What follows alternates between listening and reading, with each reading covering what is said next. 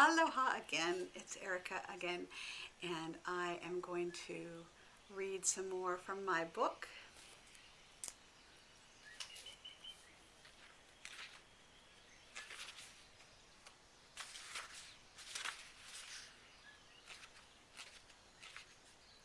I'm going to read the first part of grounding, and I may break this up into a couple little sections, but I want to just start this. So, you ready? And this is again Essential Mysteries, a User's Guide for the 21st Century Mystic. My goal in this and the next few chapters is to put in print some simple energy working techniques that I have learned and taught over the years in my own practice. These techniques are not bound to any one tradition, pantheon, or spiritual path. I have seen them used in a number of different circumstances with very positive results. Take them and add them to your toolkit if you like them, or leave them if you don't. However you respond to them, remember, as with any magical or energy working tools, they will only work for you if you actually practice them. I'm going to present the ideas in a specific order because I have found the techniques work best when they build on one another. Some of these tools will be second nature to many of you, and some they will be a really different twist on an old favorite. There are many, many great techniques out there, and these are just a few that I enjoy. I will offer possibilities, use them as a springboard. It is my hope that these techniques will add joy to your life, become a new doorway to your inner self, and that they will assist you to become more aware and present in your magical and spiritual work. Grounding. Grounding is usually the first technique that I teach anyone. It is the foundation upon which everything else is built. It is very simple and very powerful. I also think it is extremely important. I imagine that many of you have heard of grounding or have practiced it in some way, possibly. Many of the rituals and events that I have attended use this technique in some form. Since there are various ways to ground, let me start with some explanation about what I mean when I say grounding. Grounding is the act of consciously creating an energy cord as spirit, sometimes visualized as a cord, into and through your body into physical reality, Mother Earth. Grounding brings your spiritual awareness into your body. It connects you into this reality where you are living and creating. It allows you to have clear access to your own power and energy and your oneness with the universal source. You are a spiritual being, and by your nature have a great deal of power and energy. Your vibration is rapid and can be intense. You have a body, which is a good thing. It's an expression of you that exists in mundane reality, but since it is made of matter, the energy moves at a slower vibratory rate. So it's starting to sound like a public television physics program.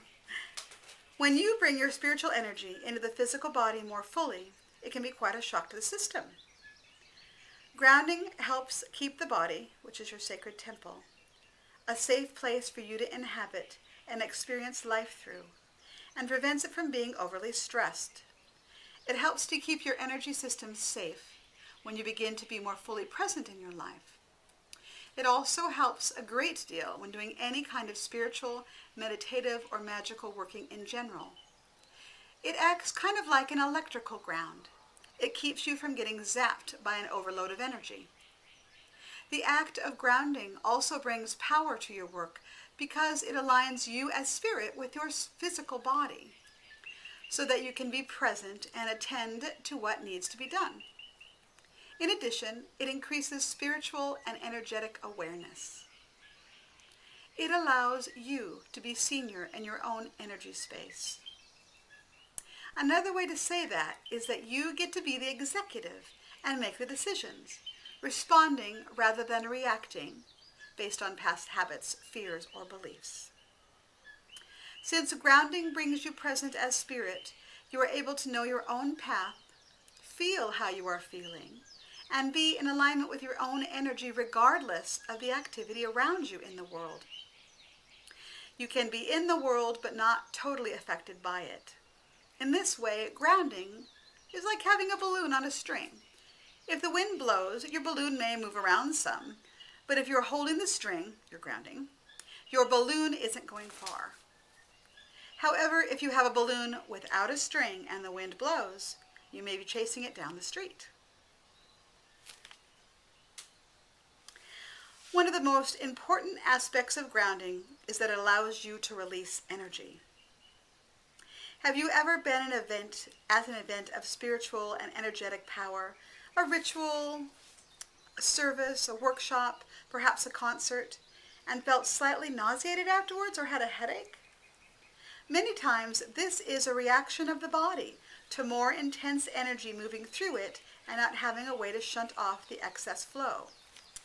And I will just make a comment that right now the energy in general everywhere on the planet is very intense. And I wrote this quite a while ago, and I would add into this section here that this is a really good time to practice grounding because there's so much going on. Okay, back to the book. Grounding is a great way to release energy. When you ground, you release unwanted or excess energy. And it gets transformed within this amazing living planet, our Mother Earth, and returns to you renewed. You can release anything down your grounding. People, places, things, experiences, thoughts, emotions. Everything is energy and can be released. When you let excess energy go down your grounding, you benefit everything. You get your own power back, and the energy released is able to return to where it belongs, renewed and refreshed. It reminds me of recycling in a way. You let go of what you're done with and you get it back transformed. Also, if you are releasing someone else's energy that you took on for some reason, that energy gets returned to that person, so it works out well all the way around. It is my opinion that the whole energy system of Earth, which I see as our larger body, our sacred mother, is set up to run this way. We may label what we are releasing as negative energy, but once we release it from ourselves to the center of the earth, it is simply energy and becomes part of the flow. I believe it to be a connecting web of moving and shifting energy of which we are meant to be a balanced part.